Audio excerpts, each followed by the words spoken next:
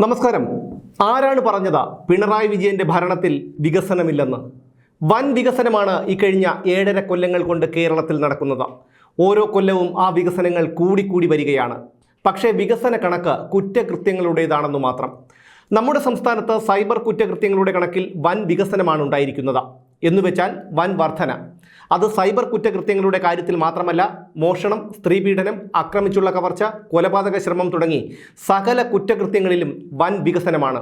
വർദ്ധിച്ചു വരുന്നതിനെയാണല്ലോ ഈ വികസനം എന്ന് പറയുന്നത്. അങ്ങനെ നോക്കുമ്പോൾ കമ്മികളുടെ കണ്ണിൽ ഇതും വികസനം തന്നെയാണ്. ഇക്കഴിഞ്ഞ കൊല്ലം, അതായത് 2023-ൽ 2905 സൈബർ കേസുകളാണ് കേരളത്തിൽ റിപ്പോർട്ട് ചെയ്തത്. അതിനു മുമ്പുള്ള വർഷം, അതായത് 2022-ൽ ഇത് വെറും 773 ആയിരുന്നു. എന്നുവെച്ചാൽ 1.5 കൊല്ലം കൊണ്ട് 2132 കേസുകളുടെ വർധന.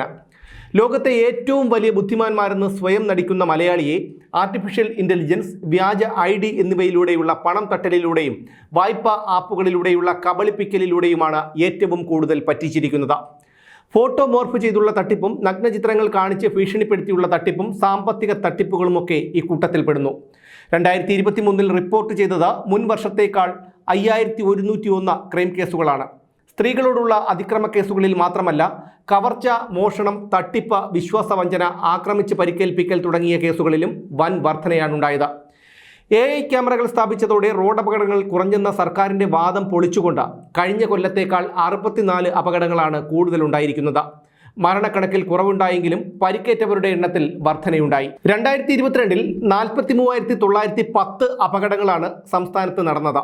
ഇതിൽ 4,317 പേർ മരണപ്പെടുകയും 49,307 പേർക്ക് പരിക്കേൽക്കുകയും ചെയ്തു. 2023-ൽ നടന്ന 43,974 അപകടങ്ങളിൽ 3,622 പേർ മരണപ്പെടുകയും 49,791 പേർക്ക് പരിക്കേൽക്കുകയും ചെയ്തു. അതായത് മുൻ വർഷത്തേക്കാൾ 64 മരണങ്ങൾ കൂടുതൽ.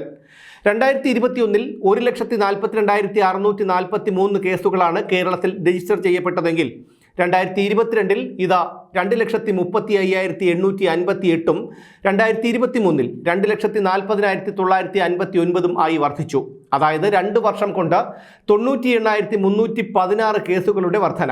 കൊലപാതക ശ്രമം, കവർച്ച, മോഷണം, ആക്രമിച്ചുള്ള കവർച്ച, ആക്രമണം, സ്ത്രീപീഡനം എന്നീ കേസുകളിലൊക്കെ വർധനയുണ്ടായിട്ടുണ്ടെങ്കിലും വിശ്വാസവഞ്ചന കേസുകളിലാണ് കുതിച്ചുചാട്ടം ഉണ്ടായിരിക്കുന്നത്. 2021-ൽ 524 വിശ്വാസവഞ്ചന കേസുകളാണ് രജിസ്റ്റർ ചെയ്യപ്പെട്ടതെങ്കിൽ 2022-ൽ ഇത് 8,307-ആയും 2023-ൽ 10,393-ആയും ഉയർന്നു.